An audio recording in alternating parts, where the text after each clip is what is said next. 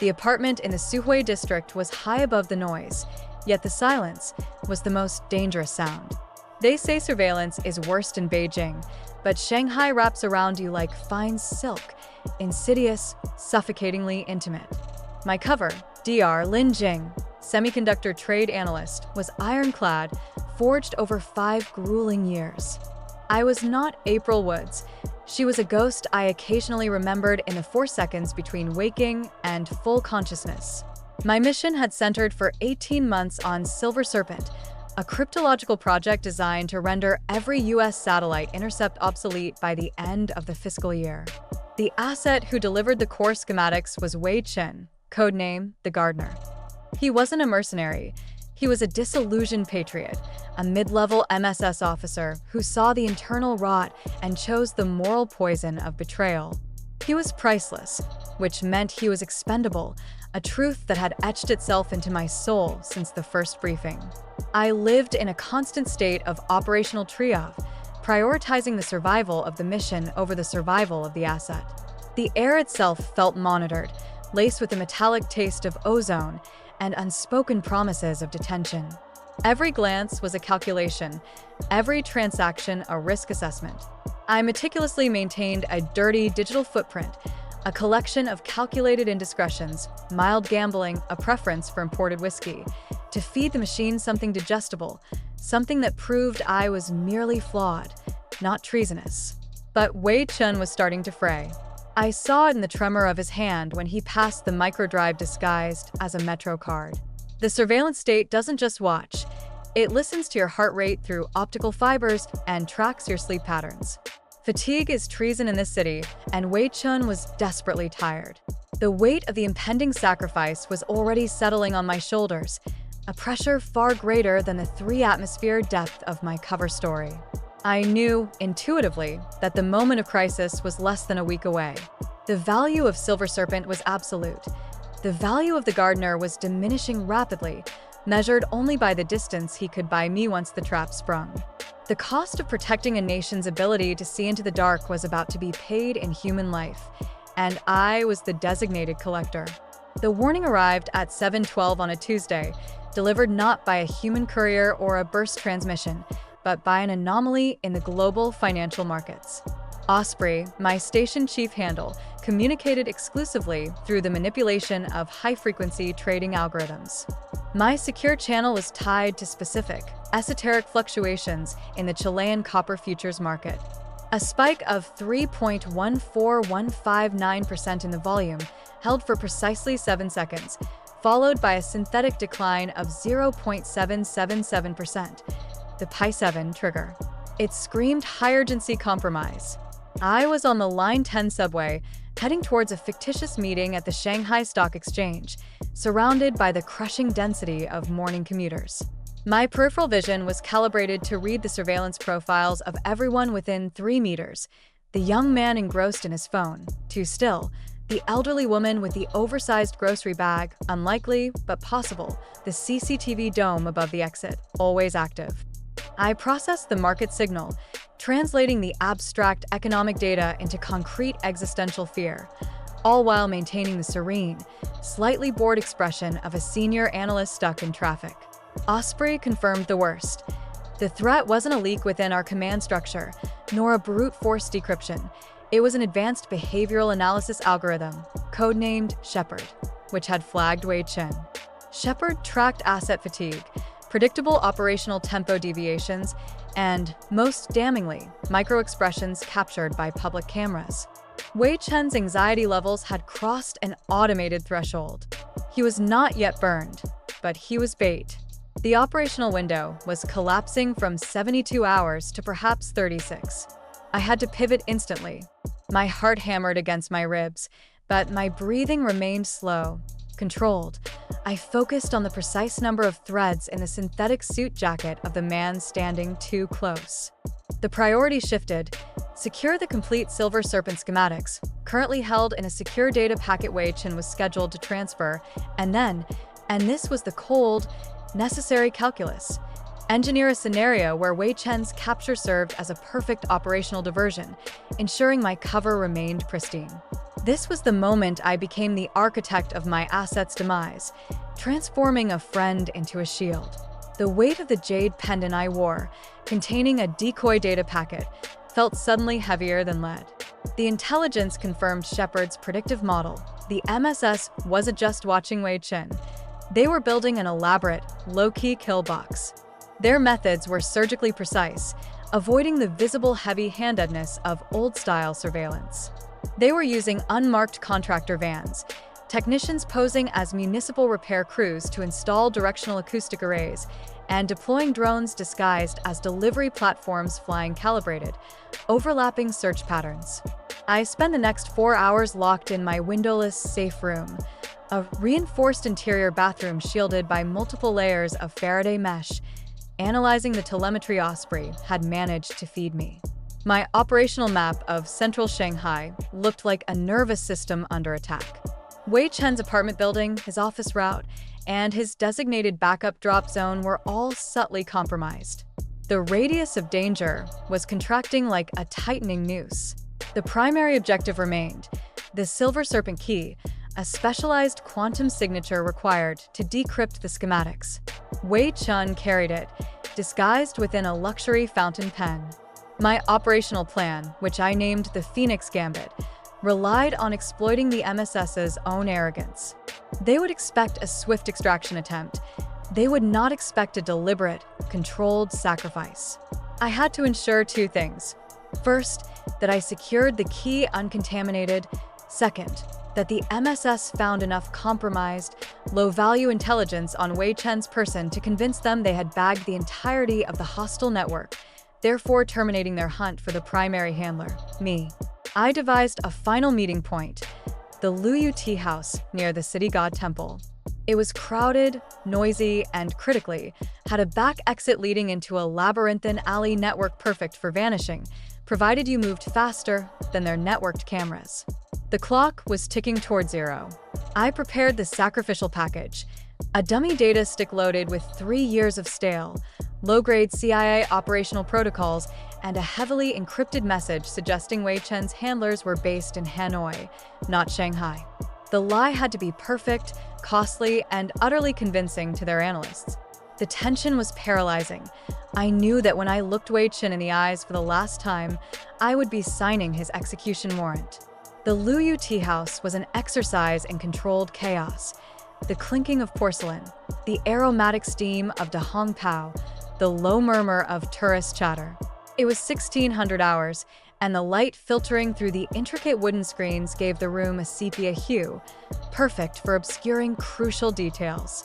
Wei Chen arrived 5 minutes late, a violation of protocol that spoke volumes about his deteriorating state. He looked like a man wading through concrete.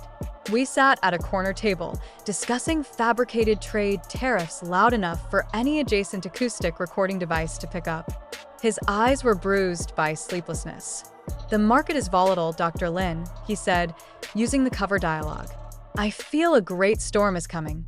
His code was thin, almost transparent. "The storm will pass, Wei Chen," I replied, my voice calm, clinical. I reached across the low mahogany table, taking his left wrist, ostensibly to examine the intricate mechanism of his Patek Philippe watch. Under the cover of this intimate gesture, I initiated the first phase of the transfer. My thumb brushed the sensitive mechanism of the fountain pen clipped into his pocket. The Silver Serpent Key was transferred via inductive coupling, beaming the tiny data packet directly to a storage chip embedded in my fingernail, a bespoke piece of Silicon Valley hardware designed for exactly this kind of impossible extraction. The transfer took 1.4 seconds. Wei Chen flinched slightly, but maintained the required stillness. "The data is incomplete, however," he added, his voice barely a whisper, a genuine deviation from the script, a desperate cry for help. I believe the source file may be corrupted. I knew he was referring to the fact that he understood he was trapped.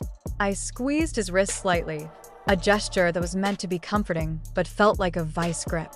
"Then we must use the backup protocol immediately," I stated firmly, injecting the cue for the Phoenix Gambit. I slipped the decoy microdrive, disguised as a luxury coffee loyalty card, into the interior pocket of his tailored jacket. The Hanoi office will know how to process this incomplete file. Trust the protocol, Wei Chen. Trust the system. This was the final, devastating lie.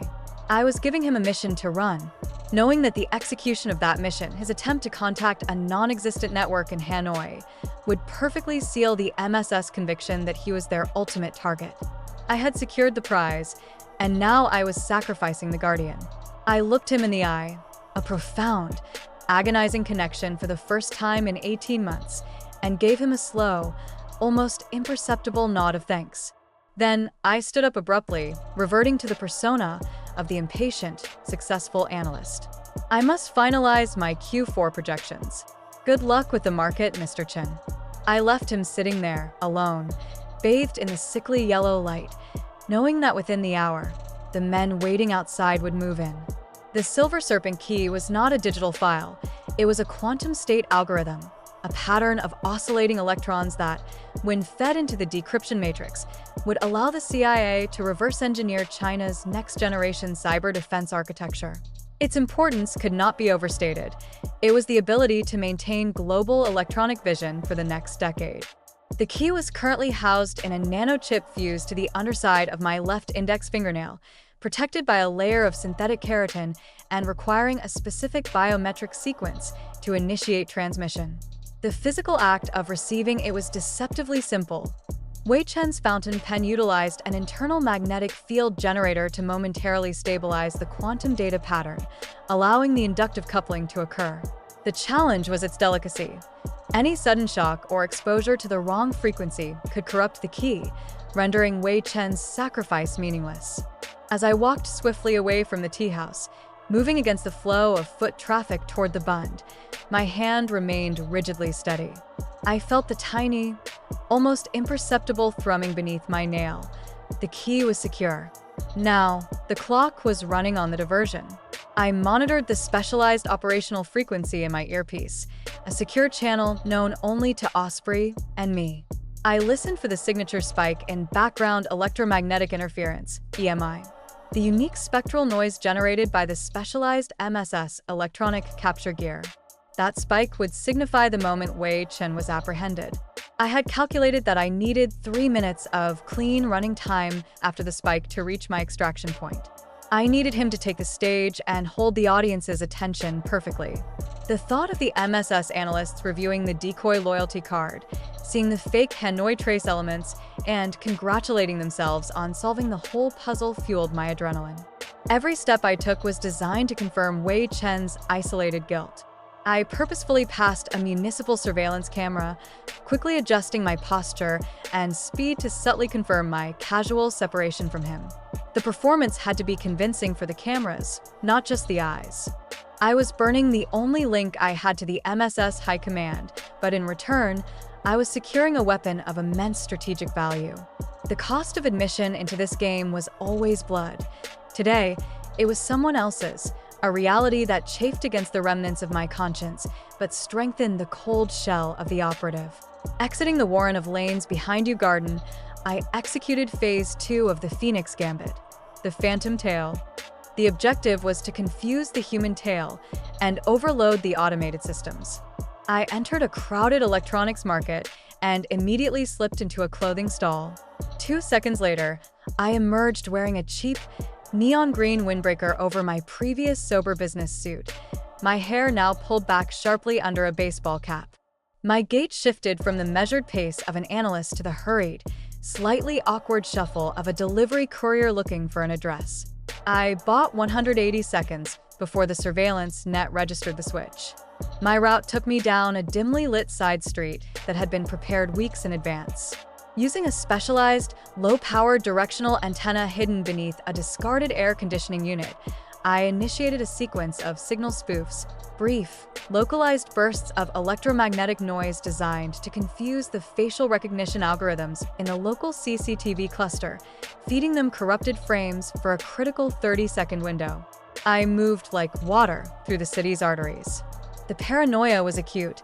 I knew the MSS employed walkers, operatives trained to operate without technology, relying purely on visual tracking and memory. Were the 2 young men arguing loudly near the noodle stand legitimate? Was the man cleaning a storefront window just doing his job? I couldn't afford to hesitate. I performed the second costume change in a public restroom. The windbreaker vanished into a disposal bin, replaced by a gray hoodie and glasses, transforming me into the generic silhouette of a university student. I needed to become noise, background static that the system discounted as irrelevant. Then, the confirmation hit my secure earpiece, a high-pitched, stuttering sequence of rapid clicks, the EMI spike I had anticipated. The MSS capture gear was active. Wei Chun was being detained. The clock started ticking. I had 3 minutes and 20 seconds of guaranteed diversion before the initial tactical analysis identified the possibility of a secondary target.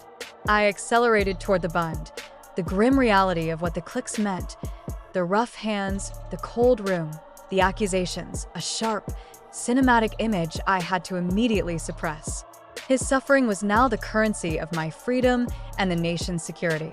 The target extraction point was the ventilation unit on the 4th-story facade of the old Sassoon House, a colonial relic overlooking the busy intersection of Nanjing Road and the Bund. It was daring, exposed, and technically perfect because its exposure was its own camouflage. No one expected a CIA handler to risk an open vertical ascent in the heart of Shanghai. The ventilation grate concealed a micro-slot dead drop, accessed via a precarious, rusty external service ladder leading up from a rarely used alleyway. I moved into the alley, my heart hammering a dangerous rhythm. I had less than 2 minutes remaining. The air reeked of stale cooking oil and damp concrete. I scrambled up the ladder, ignoring the scream of protesting metal. My hands were already scraped, but the pain was a necessary anchor to reality. I reached the 4th-floor ledge just as the pre-calculated frequency pulse hit. Every 60 seconds, a nearby government antenna transmitted a specific, high-power carrier wave. For 3 seconds, that pulse guaranteed total temporary suppression of consumer-grade signal interception equipment in the immediate vicinity. This was my window. I crouched on the narrow ledge, pulling a specialized, magnetized tool from my backpack. The Silver Serpent Key, still on the chip under my fingernail, needed to be physically transferred to the permanent storage device within the dead drop. The transfer required precision. The key's quantum state was stable for only 90 seconds outside a secure field. With trembling hands, I activated the biometric release on my nail, using a miniature scalpel to extract the chip. The dead drop mechanism hissed softly as I slotted the chip home. Success. The Silver Serpent Key was secured by the CIA. Simultaneously, the operational frequency in my earpiece pulsed again, a slow, rhythmic, low-level signal this time. Osprey's confirmation signal. Gardner terminated operationally, meaning Wei Chen had been fully processed, the decoy evidence secured, and the MSS investigation was already moving down the false Hanoi rabbit hole. The pain of that confirmation signal was immediate, sharp, and visceral. I had sacrificed him, and the system had accepted the exchange. I carefully sealed the dead drop, rappelled down the service ladder with practiced speed, and disappeared back into the anonymous flood of pedestrians flowing along the Bund, another shadow swallowed by the neon night. I was back in my Suhui apartment 3 hours later. The adrenaline was receding, replaced by a glacial, paralyzing chill. The first task was decontamination. Every article of clothing I had worn, every trace of residue from the operational zone, went into the incinerator chute disguised as a laundry bin. I scrubbed my hands until they were raw, not just washing away physical dirt, but attempting to remove the phantom sensation of Wei Chen's wrist beneath my touch. Osprey's remote debrief arrived via a scrambled VoIP connection, routed through 3 layers of African satellite relays. The voice, calm and detached, delivered the necessary cruelty. Phoenix Gambit was flawless, April. MSS assets reported full compliance with the extraction point parameters. They recovered the dummy data package and the Hanoi encryption keys. They believe the network is small, localized, and neutralized. Wei Chun had held up his end of the bargain. He had taken the fall, convincing them the scope of the operation was limited to his individual act of betrayal. "What about the gardener?" I asked, my voice flat, almost unrecognizable. "Interrogation is ongoing, but their tactical report indicates extreme isolation. He is classified internally as a solo actor. They will dismantle him, slowly, thoroughly, but they will not find you. The key is secured, April. You bought the West 3 years of unparalleled advantage. The calculus was correct. The calculus. The cold arithmetic of espionage. The national interest always outweighs the individual life. I knew this truth, I lived by it, but hearing it articulated felt like acid being poured onto my soul. Wei Chun was suffering right now because I chose the mission over him. The psychological burden of command, the inherent immorality of orchestrating a friend's destruction, slammed into me with crushing force. I sat on the sterile tile of the safe room floor, the exhaustion finally pulling the edges of my controlled facade apart. This was the cost of the operational success, the required dehumanization of the asset, the suppression of empathy, the profound loneliness of being the one who makes the impossible decision. I allowed myself exactly 5 minutes to acknowledge the sacrifice, to grieve the man who had been the gardener, and then I locked the memory away. Tomorrow, Dr. Lin Jing had a budget meeting.